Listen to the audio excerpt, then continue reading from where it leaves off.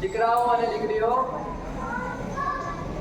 પધારેલા સર્વે મહાનુભાવો, ખાસ અમારા આમંત્રણને માન આપીને પધારેલા ચિલ્ડ્રન્સ યુનિવર્સિટીથી પીએસ જોશી સાહેબ,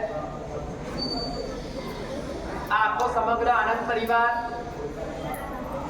અલગ અલગ ગામોમાંથી ઉપસ્થિત શ્રી સંઘ, અલગ અલગ શાળાઓમાંથી ઉપસ્થિત આચાર્યશ્રીઓ, શિક્ષકશ્રીઓ,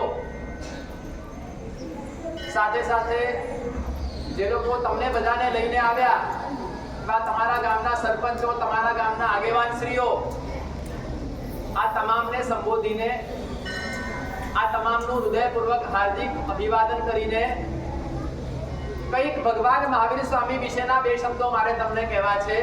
શાંતિથી સાંભળશો? અવાજ નહીં કરો. તમે બોલવાનું બંધ કરો છો અને હું બોલવાનું હવે શરૂ કરું છું. ભગવાન મહાવીર સ્વામી, બોલો ભગવાન મહાવીર સ્વામી કી જય. ભગવાન મહાવીર સ્વામી કી જય. ભગવાન મહાવીર સ્વામી કી જય. આજે મારે તમને ભગવાન મહાવીર સ્વામીની કેટલીક વાતો કરવી છે. કેમ બીજા કોઈ દિવસે નહીં અને આજના દિવસે? વર્ષમાં દિવસ છે 365. એ 365 માનો આજનો એક દિવસ. કેમ આજના જ દિવસે આ પારણા સ્પર્ધાનું આયોજન? બધા જ પોતપોતાની જગ્યા ઉપર બેસી જજો. ફોટોગ્રાફર પણ પોતાની જગ્યા ઉપર બેસી જજો. કોઈએ પણ હવે હાલ ઊભા રહેવાની જરૂર નથી. બધા જ પોતપોતાની જગ્યા ઉપર બેસી જજો. આ આખી સભા સંપૂર્ણપણે ભગવાન મહાવીર સ્વામીના અનુશાસનમાં છે. કોઈએ અનુશાસન જાળવવાની જરૂર નથી. બરાબર ને બાળકો? મહાવીર સ્વામીના અનુશાસનમાં આપણે બધા છીએ. ખૂબ સરસ રીતે આપણે 15-20 મિનિટ એ ભગવાનને માણવા છે, ભગવાનને જાણવા છે અને ભગવાનમય, પરમાત્માના અસ્તિત્વમય આપણે બનવું છે. બાળકો, આપણો આનંદ પરિવાર આજે એકત્ર થયો છે. એ ધ્યેય સાથે, લક્ષ્ય સાથે આપણે નીકળેલા છે છેલ્લા 3 વર્ષથી. બાળકો, તમને ખબર નથી? ઘણા બધા બાળકોને ખ્યાલ છે, કેટલાકને નથી પણ ખબર. આજે બરાબર 1 વર્ષ પછી હું સામૂહિક કાર્યક્રમમાં તમારી સમક્ષ ઉપસ્થિત થઈ રહ્યો છું. 1 વર્ષથી, છેલ્લા 1 વર્ષથી મારી તબિયત થોડી નાદુરસ્ત રહેતી હતી. તબિયત નાદુરસ્ત રહેવાના કારણે મારા વિહારો પણ સ્થગિત હતા, મારા કાર્યક્રમો પણ સ્થગિત હતા. આખું વર્ષ હું તમારી શાળાઓમાં નથી આવ્યો, તમે બધા જાણો છો. તલ પાપડ હતા, તમે મારા પ્રવચન અને મારા કાર્યક્રમને માણવા માટે ઇંતજાર હતા. પરંતુ તબિયતની નાદુરસ્તતાના કારણે હું તમારી વચ્ચે નથી પહોંચી શક્યો. અને આજે મને આનંદ છે કે આજે તમારી સમક્ષ હું ફરી પાછો ઉપસ્થિત થઈ શક્યો છું.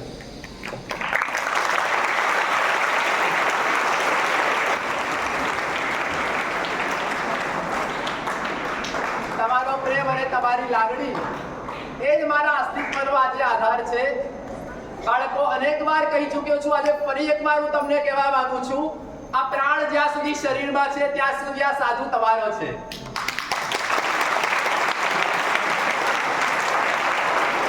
આ અસ્તિત્વ, ક્યાં વ્યક્તિત્વ, આ વિરાટતા, ક્યાં વામનતા, આ અનુભૂતિઓ, ક્યાં સંવેદનાઓ, એ બધી જ તમારી સાથે છે અને હર પળ તમારી સાથે છે. તમે બનાસકાંઠાના છો, હું પણ બનાસકાંઠાનો છું અને આપણું સૌનું સહિયારું એક અભિયાન છે. ચાલો બનાસકાંઠાને, ચાલો બનાસકાંઠાને, ચાલો બનાસકાંઠાને કદમ દર કદમ, ચરણ દર ચરણ તમે લોકો વધુ ને વધુ ઉત્સાહ સાથે આગળ ધપી રહ્યા છો. આજે મારા રોમાંચ ખીલી ઉઠ્યા હતા. આજે મારું હૈયું સ્પંદિત થઈ ઉઠ્યું હતું. આનંદ પ્રાર્થનાના એક એક શબ્દ, એની ધ્વનિ, એનો નાદ જ્યારે તમારા હૃદયમાંથી ગાજી રહેલો હું સાંભળતો હતો. અમારું ધ્યાન એક ચિત્ત, એક તાર હતું. એક પણ બાળક એવો નહોતો કે જેણે આનંદ પ્રાર્થનાના સુર સાથે પોતાનો સુર ન મિલાવ્યો હોય. ધન્યવાદ બાળકો. આ માત્ર આનંદ પ્રાર્થનાના શબ્દોની વાત નહોતું. આ માત્ર આનંદ પ્રાર્થનાના ગીતોના કોઈ શબ્દોની અભિવ્યક્તિ નહોતી, પરંતુ આ બનાસના પરિવર્તનનો એક ઇતિહાસ હતો. આ બનાસના માથે લાગેલા કલંકને ધોવા માટેની એક ઘેરી પ્રક્રિયા હતી. અને તમે આજે મને ખૂબ ઉત્સાહિત કર્યો છે. આજે 3 વાત તમારી સામે કરવી છે. ખૂબ શાંતિથી. હવે આપણે ખૂબ શાંતિથી 3 વાત બરાબર શાંતિથી સાંભળશું. આજનો દિવસ એ ભગવાન મહાવીર સ્વામી એમના જન્મ કલ્યાણકની ઉજવણીનો દિવસ છે. જો સરસ મજાનું પારણું ગોઠવ્યું છે ને, કેટલું સરસ લાગે છે, કેટલી સરસ શણગાર, કેટલી સરસ શોભા કરી છે. અને ખરેખર બાળકો, ખરેખર અમને નવાઈ લાગે છે. મેં જ્યારે જાહેરાત કરાવી હતી ને કે આપણે પારણા સ્પર્ધાનું આયોજન કરવું છે અને પારણાઓ બાળકો બનાવીને લાવે, મને એમ ધારણા હતી કે આપણે જાહેરાત કરશું, કદાચ 5, 10, 15 પારણાઓ બનીને આવશે. પરંતુ આ તો અમારા બનાસના બાળકો પૂરા 60 પારણાઓ બનાવીને લાવ્યા છે.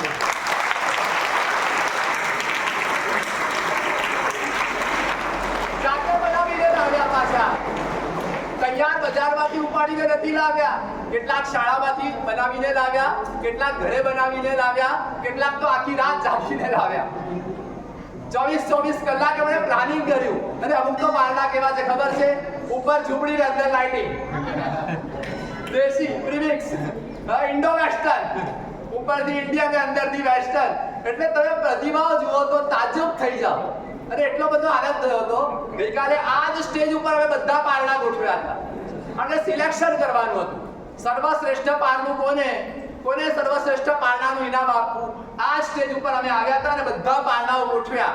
એકને જુઓ ને બીજાને ભૂલો, બીજાને જુઓ ને ત્રીજાને ભૂલો, એમ કોને ઇનામ આપવું. તો પછી છેલ્લે બહુ જ આમ લગભગ 2 કલાક બચ્યા પછી છેલ્લે નક્કી કરવામાં આવ્યું કે આ પારણાને ઇનામ આપવાનું. સાંભળવું છે કોને ઇનામ આપવાનું નક્કી કર્યું છે? છેલ્લે, હમણાં નહીં. એ સસ્પેન્સ એ આપણે સૌથી છેલ્લે વાળશું. મારે મારા મોઢે જ ઇનામની જાહેરાત કરવાની છે. અને સાથે સાથે પારણાની સાથે સાથે તમે સપનાઓની પણ રચના કરી. મને એમ હતું કે ચિત્રો બાળકો શું બનાવશે. આ સાહેબ આપણે ખબર નહીં, અમારા બનાસના બાળકો કેવા ખબર છે? કોઈનું થોડું ચિત્રવું હોય તો આવડે, હવે ચિત્રતા ના આવડે. એવા ઉસ્તાદ અમારા બધા. બોલો સાચું કહો, આથી 3-4 વર્ષ પહેલા એવું વધારે હતું ને. બધા અમુક શાળાના બહેનો કે ભાઈઓ કે શિક્ષક મિત્રો અમને કે સાહેબ વેકેશન પડે ને એટલે શાળાના છાપરા સલામત હોય. વેકેશન પડે એટલે શાળાના ઝાડો સલામત હોય. થોડી ને બધું ખરાબ મદાર કરી રાખેલું હોય. પણ 3 વર્ષમાં તો પરિવર્તન એવો વંટોળ ફરી વળ્યો છે કે તમને આમૂલચૂલ પરિવર્તન આ બાળકોમાં દેખાય. એટલે ખરેખર તમે અદ્ભુત પ્રતિસાદ આપ્યો છે. અને એની વચ્ચે તમે સરસ મજાના ચિત્રો જાત ભાતના, કોઈએ ફ્રેમમાં બનાવ્યું, કોઈએ પોસ્ટર બનાવ્યું, કોઈએ કલરમાં બનાવ્યું, કોઈએ વોટર કલરમાં બનાવ્યું, કોઈએ પેન્સિલથી બનાવ્યું, કોઈએ સ્કેચથી બનાવ્યું. આ માત્ર કોઈ ચિત્રકામ નહોતું, પરંતુ તમારા જીવનનું સૌંદર્ય હતું. તમારા ભાવોની એક સૌંદર્યમય અભિવ્યક્તિ હતી. અને માટે જ મને હવે વિશ્વાસ વધુ ને વધુ પ્રબળ, વધુ ને વધુ બળવત્તર થતો જઈ રહ્યો છે કે એક દિવસ ચોક્કસ આપણે બધા સાથે મળી અને બનાસકાંઠાને સંસ્કાર. એ દિવસો હવે બહુ દૂર નથી. આપણી શાળાને આપણે સંસ્કાર શાળા બનાવશું. અને હું પણ બનીશ ભવ્ય. આપણે બધા ભવ્ય માનવ બનીશું. બસ એ જ અનુસંધાનમાં આજે ભગવાન મહાવીર સ્વામીના જીવનમાંથી તમને 3 પ્રેરણાઓ મારે રજૂ કરવી છે. બહુ શાંત છો તમે, ખરેખર કેટલા શાંત છે બાળકો. આ મારા બનાસના બાળકો છે, આ મારા બનાસની પ્રતિભા છે, આ મારા બનાસનું શૌર્ય છે. એમ કોણ કહે છે કે આ બનાસ પછાત છે? આ બાળકો તમને ખબર નથી. મહેસાણા, અમદાવાદ વાળા, ગોધરા અને કાઠિયાવાડ વાળા આ બધા તમને પછાત કહે છે કે આ બનાસના બાળકો તો આખા ગુજરાતમાં સૌથી પછાત. આપણે પછાત વિસ્તારના છીએ. હવે આ દુનિયાને આપણે જવાબ આપવો છે, આપણી જવાનથી નહીં પરંતુ આપણા કારનામાઓથી.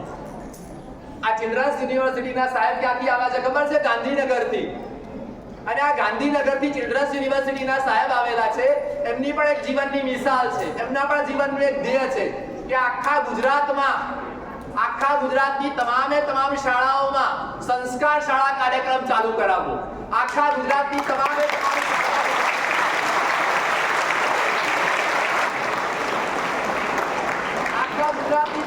તમામ શાળાઓમાં મૂલ્ય શિક્ષણ પહોંચાડવું.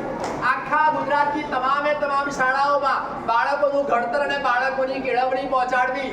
અને હમણાં જ થોડીક જ વાર પહેલા અમે ત્યાંથી મુલાકાત કરીને અહીંયા આવ્યા અને અમારો છેલ્લો નિષ્કર્ષ આવ્યો કે ગુજરાત સરકાર હસ્તક ખુદ નરેન્દ્રભાઈ મોદીએ પોતે જે એક્ટ બનાવ્યો હતો, ચિલ્ડ્રન યુનિવર્સિટી એક્ટ, ખુદ નરેન્દ્રભાઈ મોદી જ્યારે મુખ્યમંત્રી હતા ગુજરાતમાં ઈસવીસન 2008ની સાલમાં એમણે ચિલ્ડ્રન્સ યુનિવર્સિટી એક્ટ બનાવ્યો હતો અને એ અંતર્ગત એમણે ચિલ્ડ્રન્સ યુનિવર્સિટીની સ્થાપના કરી હતી અને ચિલ્ડ્રન્સ યુનિવર્સિટી હવે આખા ગુજરાતમાં જ્યારે મૂલ્ય શિક્ષણના વિચારોને ફેલાવશે ત્યારે એનો પ્રારંભ થયો હશે અમારા બનાસકાંઠાથી.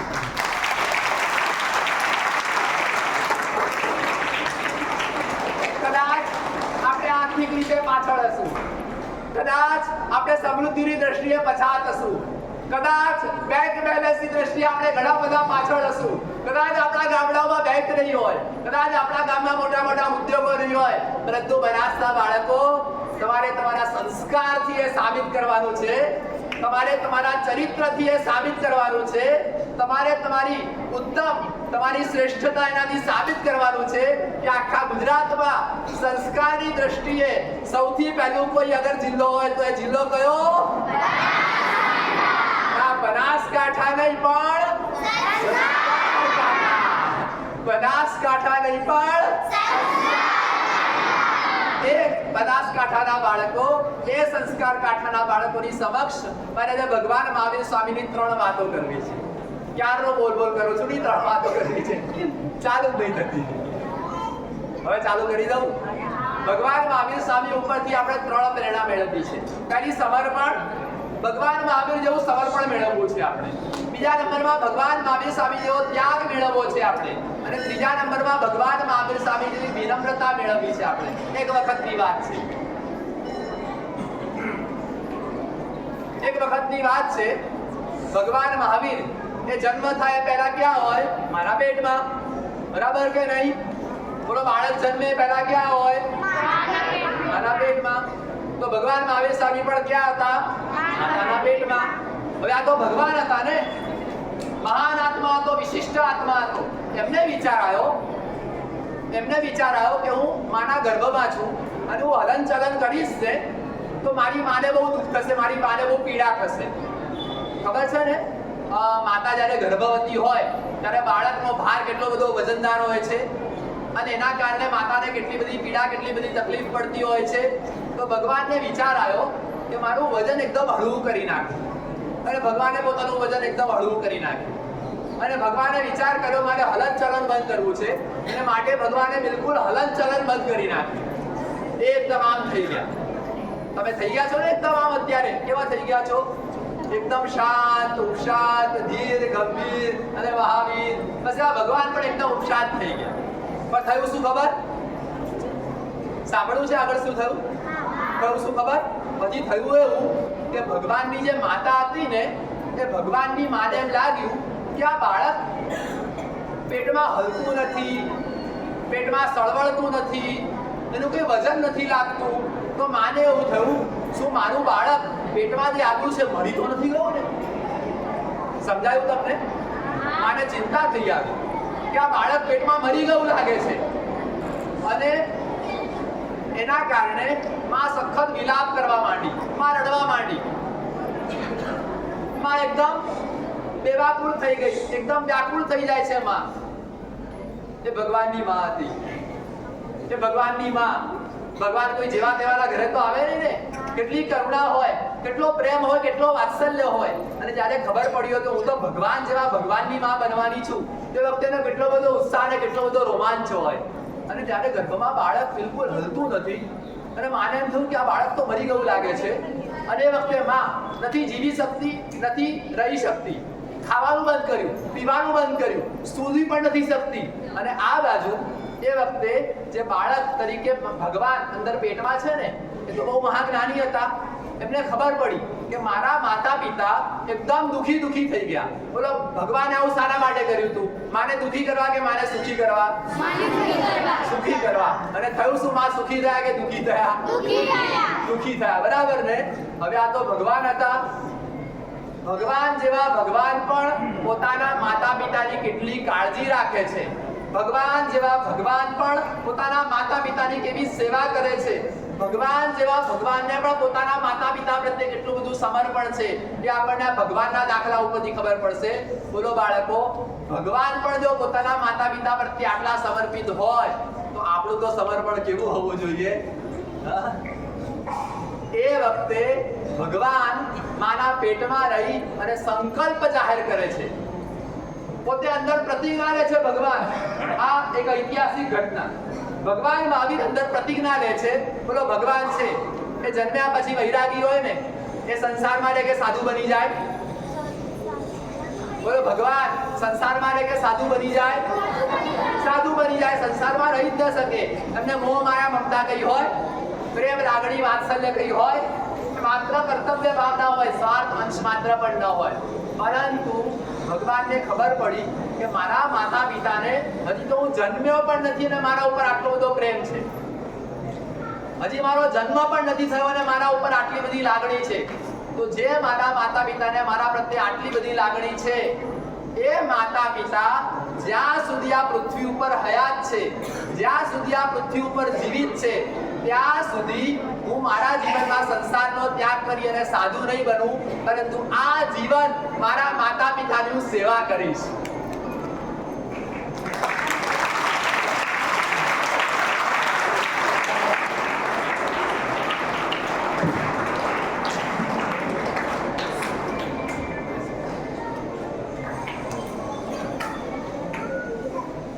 આપણે થોડી શાંતિ જાળવીશું, સાહેબજીને સાંભળીશું. બિલકુલ અવાજ કોઈએ કરવાનો નથી.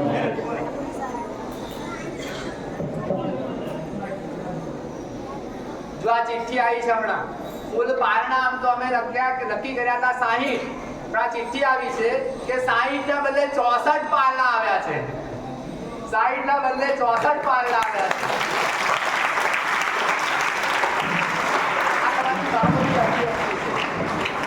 ફરી પાછી મૂળવાત.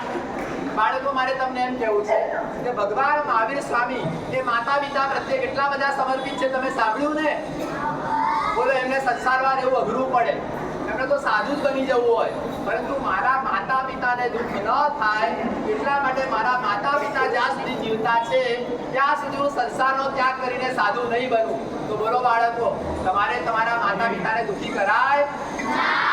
તમારા માતા પિતાને પીડા પહોંચાડાય? આજથી આપણે સંકલ્પ તો તમે કરેલો જ છે કાયમ માટે, પરંતુ વધુ મજબૂત સંકલ્પ કરવાનો છે કે જ્યાં સુધી આ શરીરમાં પ્રાણ હોય ત્યાં સુધી અમે અમારા માતા પિતાને આટલું પણ અમારાથી દુઃખ નહીં પહોંચાડવા દઈએ. નિયમ નંબર 1. નંબર 2, બીજા નંબરની વાત છે, આપણે ભગવાન મહાવીર સ્વામીના જીવનની ઘટના બન્યું એવું કે ભગવાન મહાવીર સ્વામી ત્યારે 28 વર્ષની ઉંમરના થયા. કેટલા વર્ષની ઉંમરના? 28. ભગવાન મહાવીર સ્વામી જ્યારે 28 વર્ષની ઉંમરના થયા. કેટલા વર્ષની ઉંમરના? 28 વર્ષની ઉંમરના જ્યારે ભગવાન થયા એ વખતે એમના માતા પિતાનો દેહાંત થયો. માતા પિતા દેહાંત પામ્યા એટલે સ્વર્ગસ્થ થઈ ગયા. હવે માતા પિતા સંસારમાં હયાત નથી. હવે તો દીક્ષા લઈ લેવાય કે ન લઈ લેવાય? લઈ લેવાય. પણ એ વખતે ભગવાન એમના ભાઈ, મોટા ભાઈ હતા નંદીવર્ધન, એમના મોટા ભાઈ નંદીવર્ધનને પૂછવા માટે ગયા, ભાઈ માતા પિતાનો દેહાંત થઈ ગયો છે, સ્વર્ગસ્થ થઈ ગયા છે, તું રજા આપતો તમે મારે દીક્ષા લેવી છે, સંસારનો ત્યાગ કરવો છે. ભાઈ કહે છે, ભાઈ હજી હમણાં જ મારા માતા પિતાનો વિયોગ થયો છે, હજી હમણાં જ પિતાજી અને માતુશ્રી એક સાથે સ્વર્ગસ્થ થઈ ગયેલા છે, હમણાં તો ઘા પડે છે ને ઉપર તું વળી મીઠું ખવડાવશે. ખ્યાલ આવે છે ને? એક ભાઈ બીજા ભાઈ પાસે રજા લેવા માટે જાય છે. એક ભાઈ બીજા ભાઈ પાસે સંમતિ મેળવવા જાય છે કે મને સંસારનો ત્યાગ કરવાની રજા આપો. અને મોટો ભાઈ શું કહે છે? હા પાડે છે કે ના પાડે છે? ના પાડે છે. ભાઈએ ના પાડી, ના હમણાં નહીં, ભાઈ રજા આપો ને, મારે નીકળી જવું છે, મારાથી રહેવાય એમ નથી. ના ભાઈ, હમણાં તો કેવી રીતે આપી શકું, હજી હમણાં જ ચાલ્યા ગયા. ભાઈ નહીં, બિલકુલ નહીં, તું થોભી જા, થોડા સમય માટે થોભી જા, આ ઘા મારાથી સહન નથી થતું, આ આઘાતમાંથી હું બહાર નીકળ્યો એ પહેલા તું વળી મને બીજો આઘાત આપશે. અને ભાઈની એ લાગણી, ભાઈનો એ પ્રેમ, ભાઈનો એ સ્નેહ સહન નથી કરી શકતા મહાવીર સ્વામી ભગવાન. અને ભગવાન મહાવીર સ્વામી કહે છે, ભાઈ તમારા કહેવાથી હજી 1 વર્ષ હું વધારે રોકાઈ જાઉં છું. ખ્યાલ આવ્યો તમને? ભગવાન મહાવીર સ્વામી પોતાના માતા પિતાને તો દુઃખી નથી કરતા, પોતાના ભાઈને પણ નથી કરતા. બોલો દીકરીઓ, તમે તમારા ભાઈને હેરાન કરો છો કે નથી કરતા? ક્યારેક તો કરતા હશો નહીં? થોડા તો કરતા હશો નહીં? આજથી આપણે સંકલ્પ કરવાનો કે આપણે આપણા ભાઈને હેરાન નહીં કરવા. અને દીકરાઓ, તમને મારે પૂછવું છે, તમારી બેન કે નાની હોય કે મોટી, બોલો જવાબદારી કોઈ વધારે, તમારી કે બહેનની? દીકરાઓ વધારે જવાબદાર કહેવાય ને? દીકરી એ તો આપણી થાપણ કહેવાય. એ દીકરીઓને આપણે સાચવવાની હોય, એ દીકરીને આપણે લાગણી સાથે વળાવવાની હોય. દીકરીઓને બહેનને આપણે કેટલી સાચવવી જોઈએ. એટલે આજથી આપણે ભગવાન મહાવીર સ્વામીના જીવન ઉપરથી પ્રેરણા લેવાની છે કે અમે અમારા ભાઈ અને બહેનને આખી જિંદગી માટે સાચવશું. હવે ભગવાને સંકલ્પ તો કર્યો, 1 વર્ષ હજી સંસારમાં રોકાઈ જઈશ. પછી ભગવાન કેવા કેવા નિયમો લે છે ખબર છે? જો અત્યારે આ પંખા ચાલુ છે કે બંધ છે? ગરમી લાગે છે કે નથી લાગતી? પંખા ચાલુ કરવા છે? હા, પણ ભગવાન મહાવીર એ વખતે નિયમ લે છે કે આ સંસારમાં જ્યાં સુધી રહીશ ત્યાં સુધી હું પંખાનો ત્યાગ નહીં કરું, પંખાનો ત્યાગ કરીશ. ભગવાન મહાવીર સ્વામીઓ નિયમ લે છે કે જ્યાં સુધી હું સંસારમાં રહીશ ત્યાં સુધી હું પંખાનો ત્યાગ કરી દઈશ, હું પંખો નહીં વાપરું. અરે ભગવાન 1 વર્ષ સુધી પંખો ન વાપરતા હોય, પંખા વગર રહી શકતા હોય, તમે 1 કલાક નહીં રહી શકો? રહી શકશો કે નહીં રહી શકો? બોલો, અમે આખી જિંદગી પંખા વગર રહીએ છીએ કે નથી રહેતા?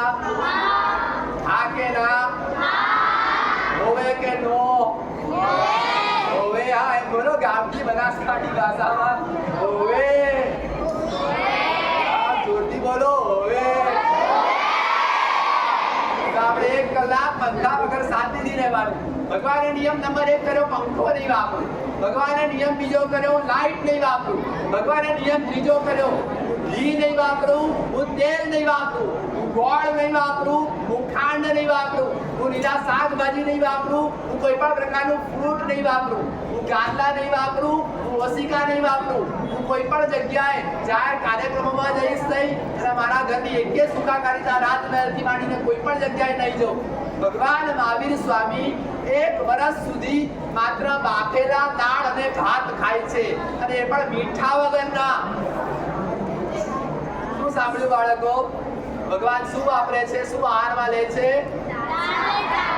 માત્ર દાળ અને ભાત, અને એ પણ બાફેલા. બોલો, મરચા વગરના દાળ ભાત આવે તો ભાવે કે ના ભાવે? ના ભાવે. પછી શું કરો? થાળી ઉપાડીને કેવો કરો? માથા ઉપર ઘા કરી દો ને. હા દીકરાઓ, શું કરો? શાકમાં મરચું ઓછું આવ્યું હોય તો દહીં વઘાર કર્યો હોય, પણ દહીં વઘારમાં વઘાર જ કરવાનું રહી ગયું હોય તો હા, મારું આઈ બને ને. દીકરાઓ, આપણે ભગવાન પાસેથી બીજી પ્રેરણા મેળવવાની છે, ત્યાગ. કઈ પ્રેરણા મેળવશું આપણે? આપણું બીજું પાઠ્યપુસ્તક તમારી પાસે આવી ગયું છે. એમાં પહેલો પાઠ કયો છે? બીજો પાઠ કયો છે? બચત સપ્તાહ. બચત સપ્તાહમાં આપણને ખ્યાલ છે ને, આપણે વીજળીની બચત કરવાની છે, પાણીની બચત કરવાની છે. અને ધ્યાન રાખજો, તમને બધાને ખ્યાલ છે ને? બોલો, અમે નાહીએ કે ના નાહીએ? અમે સ્નાન કરીએ કે ના કરીએ? ન કરીએ. આજે મેં સ્નાન કર્યું એ વાતને 27 વર્ષ થઈ ગયા. કેટલા? કારણ કે મેં દીક્ષા લીધી અને 27 વર્ષ થયા. 27 વર્ષથી મેં સ્નાન નથી કર્યું. એવી રીતે ભગવાને પણ સંકલ્પ કર્યો, નિયમ કર્યો, 1 વર્ષ સુધી હું સ્નાન પણ નહીં કરું. આવો મહાન સંકલ્પ કર્યો. તો બાળકો, આપણે એવો નિયમ કરી શકીએ ને કે આપણે લાઈટ ઓછી વાપરવી, આપણે પંખા ઓછા વાપરવા, આપણે પાણી ઓછું વાપરવું, આપણે ઝાડપાન નહીં તોડવા. આવા આપણે નિયમો કરી શકીએ ને. ભગવાન મહાવીર સ્વામી પાસેથી આપણે બીજી પ્રેરણા મેળવવાની છે, ત્યાગ. બોલો, પહેલા નંબરની પ્રેરણા કઈ? સમર્પણ. કઈ પ્રેરણા? અવાજ બરાબર નથી આવતો. બોલો, પહેલા નંબરની પ્રેરણા કઈ? બીજા નંબરની પ્રેરણા કઈ? ત્યાગ. પહેલા નંબરની પ્રેરણા કઈ? બીજા નંબરની પ્રેરણા કઈ? ત્રીજા નંબરની પ્રેરણા ભગવાન મહાવીર સ્વામી પાસેથી આપણે વિનમ્રતા અને સહનશીલતા શીખવાની છે. આમ વર્ષ ચાલ્યું ગયું, પછી 1 વર્ષ ભગવાને ખૂબ દાન આપ્યું, અને ભગવાન સંસાર છોડી અને અમારી જેમ સાધુ બની ગયા. સાધુ બની અને જંગલમાં એકલા ચાલ્યા ગયા. તો રાજકુમાર હોય, કેટલા બધા નોકર ચાકર હોય, કેટલા બધા સેવકો હોય, કેટલી બધી સેવા થતી હોય, ભગવાન એકલા ચાલ્યા ગયા જંગલમાં. બોલો તમને કોઈ એકલા જંગલમાં છોડી મૂકે તો રડવા માંડો કે ના રડવા માંડો? કેવી રીતે રડો તમે? હા, રેંગડો કેવો તાળો? કેવો તાળો તમે? આવડે કે નથી આવડતો? તો મને શીખવાડો ને જરા. કેવો તાળો? હા, કેવો તાળો તમે જોરદાર. ભગવાન એકલા એકલા જંગલમાં જાય છે. ભગવાનને કોઈ દુઃખ નથી અને ત્યાં બહુ ગજબના ઘટના બની ગઈ. હજી ભગવાનને પહેલો બીજો દિવસ થયો છે. ભગવાન રાત્રે છે ને કૌશક ધ્યાનમાં ઊભા રહી ગયા. આમ આંખો બંધ કરી ઊભા રહી ગયા ભગવાન. ભગવાન બે હાથ લાંબા કરી આંખો બંધ કરીને ઊભા રહી ગયા. એમાં શું થયું ખબર? એક ગોવાળ આવ્યો.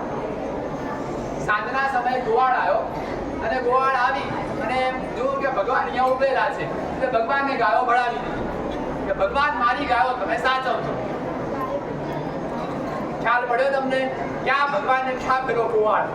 હા, તમે રસ્તામાં ચાલ્યા જતા હો અને કોઈ તમને આવીને એમ કે અલા ઉભો રે, થોડી વાર મારું સ્કૂટર હાચવજે ને.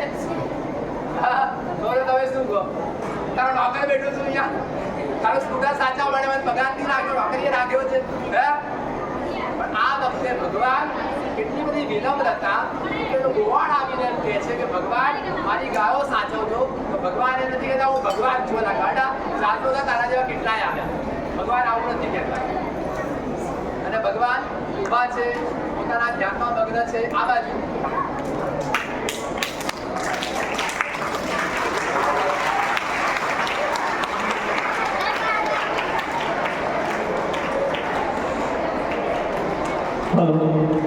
આપણે દરેકે પાછા સંસ્કાર કાંઠામાંથી બનાસકાંઠામાં આવી ગયા લાગ્યો છે. હા? અવાજ બિલકુલ બંધ રાખીશું. આપણે પૂજ્ય મહારાજ સાહેબનો અવાજ છેલ્લે સુધી સંભળાય એવી રીતે આપણે દરેકે બિલકુલ કોઈ પણ શબ્દ મોઢેથી ઉચ્ચાર્યા વગર બેસવાનું છે. એક થોડી જ વાર આપણે શાંત ન બેસી શકીએ. અને તમે તો સંસ્કાર શાળાના વિદ્યાર્થી છો. પાછા સંસ્કાર કાંઠામાં આપણે પહોંચી ગયા છે. ચિંતા નથી મહેશભાઈ, આવું ના આપણા સંસ્કાર કાંઠાના બાળકો. તમે આ કકડાવો નહીં તમે એમને. આ કકડાવે છે, બોલો તમને કકડાવો નહીં આવે. અમારા સંસ્કાર કાંઠાના છોકરાઓ છે આ બધા. ફરી પાછા આપણે મૂળ વાતમાં કે ભગવાન મહાવીરની વિનમ્રતા કેવી. પેલો ગોવાળ આવીને ભળાવીને જાય છે ગાયો. ગોવાળ જેવો ગોવાળ ભગવાનને આવીને ગાયો ભળાવીને જાય તો ભગવાન એમને એમ શાંતિથી ઊભા છે. હવે બન્યું એવું કે ભગવાન તો ધ્યાનમાં હતા. ગાયો પેલો મૂકીને ગયો, એને એમ કે ભગવાન જે સાચવશે. ગોવાળે ચાલ્યો ગયો અને આમાંથી ગાયો પણ ચાલી ગઈ. થોડી વારમાં ગોવાળ પાછો આવ્યો. એટલે જોયું કે મારી ગાયો ક્યાં ગઈ. એટલે ભગવાનને પૂછ્યું મારી ગાયો ક્યાં ગઈ. તો ભગવાન તો ધ્યાનમાં હતા. બોલો ભગવાન જવાબ આપે? ભગવાન જવાબ ના આપે. ભગવાન તો ધ્યાનમાં હતા. ભગવાનને તો એ ખબર નથી કે પેલો ગાય ભળાવીને ગયો. ભગવાનને એ ખબર નથી કે ગાયો ચાલી ગઈ. અને ભગવાનને એ પણ ખબર નથી કે પેલો પાછું ગાયોની ઉઘરાણી કરવા આવ્યો છે. ભગવાન તો પોતાના ધ્યાનમાં છે. આપણે એવી સ્થિતપ્રજ્ઞતા કેળવવાની છે. અને પછી બન્યું એવું કે ગોવાળને સખત ગુસ્સો આવ્યો. ગોવાળને સખત ગુસ્સો આવ્યો અને એણે એક દોરડું લીધું. આમ સમજો દોરડું હોય ને, જાડું દોરડું. એક જાડું દોરડું લીધું. આમ દોરડું લઈ અને જોર જોરથી ભગવાનને ફટકારવા માંડ્યું. કોણ? ગોવાળ. ગોવાળ જેવો સામાન્ય માણસ, ગોવાળ જેવો સાધારણ વ્યક્તિ, અને કોણે દોરડે દોરડે ફટકારે છે? ભગવાનને. ભગવાન જેવા ભગવાનને દોરડે દોરડે ફટકારે છે. છતાં ભગવાન જવાબ નથી આપતા. બાળકો, તમને કદી કોઈ દોરડે દોરડે મારે છે? તમને કદી કોઈ સોટિયા મારે છે? તમને મારતા નથી. અને કોઈ વ્યક્તિ તમને કઈ બોલી જાય તમે સહન ન કરી શકો. ભગવાન પાસેથી ત્રીજા નંબરની પ્રેરણા આપણે કઈ મેળવવાની છે? સહનશીલતા. કઈ પ્રેરણા મેળવવાની છે? સહનશીલતા. અને સાંભળો પછી શું થયું? પછી એવું બને છે કે ભગવાન પાસેથી પેલો ગોવાળ વારંવાર માંગણી કરે છે કે મારી ગાયો પાછી લાવો, પાછી લાવો. ભગવાન કોઈ જવાબ નથી આપતા. અને એ વખતે ગોવાળને ભયંકર ગુસ્સો આવ્યો અને ગોવાળ જંગલમાંથી લાકડા કાપીને લાવ્યો. જંગલમાંથી લાકડા કાપીને લાવી અને ભગવાનના બે પગની વચ્ચે લાકડા ગોઠવે છે. લાકડા ગોઠવી અને ભગવાનના બે પગની વચ્ચે આગ લગાડે છે અને ભગવાનના પગને જીવતે જીવતા સળગાવે છે. બોલો, તમને કોઈ દિવાસળી માચીસ ખાલી દિવાસળી અડાડે સળગાવેલી તો શું થઈ જાય? રાડ પડી જાય ને. છતાં પણ ભગવાન આટલો પણ હરખ ઉચ્ચારતા નથી. ભગવાન સહન કરે છે. એ ભગવાન જેવા ભગવાન પણ જો આટલું બધું સહન કરતા હોય, તમને વિચાર નથી આવતો કે ભગવાનનું પારણું બંધાયું? બોલો, તમે મૃત્યુ પામશો ભાઈ, તમારું પારણું બંધાવાનું? હા બોલો, તમારામાંથી આટલા બધા હા જોશી સાહેબ, તમારા મારા પારણા આ તમને બધાને બધું તમારા કોઈનું પારણું બંધાવાનું. આજે ભગવાનને ગયાને 2500 વર્ષ થયા. ભગવાનને ગયાને 2500 વર્ષ થયા. આજે ભગવાનની 2563મી જન્મ સાલગીરી છે. 2563 વર્ષ પહેલા ભગવાન જન્મ્યા હતા. 2563 વર્ષ ભગવાનના જન્મને થયા અને આજે પણ દર વર્ષે ભગવાનનું પારણું બંધાય છે. કેમ? કારણ કે ભગવાનમાં સહનશીલતા હતી. આપણે ભગવાન પાસેથી 3 પ્રેરણા મેળવવાની છે. પહેલા નંબરની પ્રેરણા કઈ? સમર્પણ. પહેલા નંબરની પ્રેરણા કઈ? બીજા નંબરની પ્રેરણા કઈ? ત્રીજા નંબરની પ્રેરણા કઈ? આ 3 પ્રેરણા આપણે મેળવી આપણા જીવનને આપણે મહાન બનાવવાનું છે. ભગવાન મહાવીર સ્વામીના આપણે ઉપાસક થવાનું છે. ભગવાન મહાવીર સ્વામીને આપણે આપણા અંતરથી નમન કરવાનું છે અને ભગવાન મહાવીર સ્વામીને આપણે આપણા જીવનના સંસ્કારોની અંજલિ સમર્પિત કરવાની છે. આજે આજના કાર્યક્રમમાં આપ સૌ અત્રે ઉપસ્થિત થયા છો. ખરેખર મને ખૂબ તમે બધાએ આનંદ આપ્યો. મારી ધારણા બાર વિશાળ સંખ્યામાં તમે ઉપસ્થિત રહ્યા. તમે ખૂબ શાંતિ જાળવી. ગ્રામજનો, અગ્રણીજનો વગેરે બધા પણ આટલી મોટી સંખ્યામાં ઉપસ્થિત રહ્યા. ખરેખર ખૂબ આનંદનો વિષય છે. આગળના કાર્યક્રમની તમને રૂપરેખા આપી.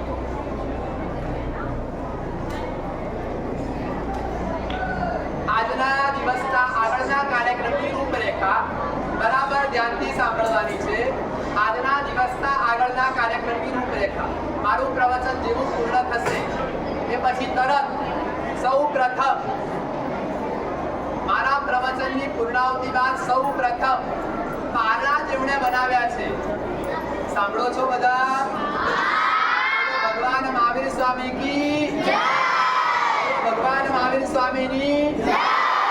ભગવાન મહાવીર સ્વામીની જય. બનાસકાંઠાને ચાલો, બનાસકાંઠાને ચાલો, બનાસકાંઠાને સંસ્કાર કાંઠાના બાળકો. આજના દિવસથી હવેના કાર્યક્રમની રૂપરેખા મારું પ્રવચન અહીંયા પૂર્ણ કરું છું. પ્રવચનની પૂર્ણાવતિ બાદ સૌ પ્રથમ તમે બધા જ ઉત્સુક છો. તમે બધા જ ઉત્સુક છો કે પારણું એનું ઇનામ મને આપવામાં આવે છે. સાંભળવું છે? મારે સાંભળવાનું છે કે તમારે? શાંતિ રાખશો કે બોલ બોલ કરશો? એકદમ શાંતિ, એકદમ શાંતિ.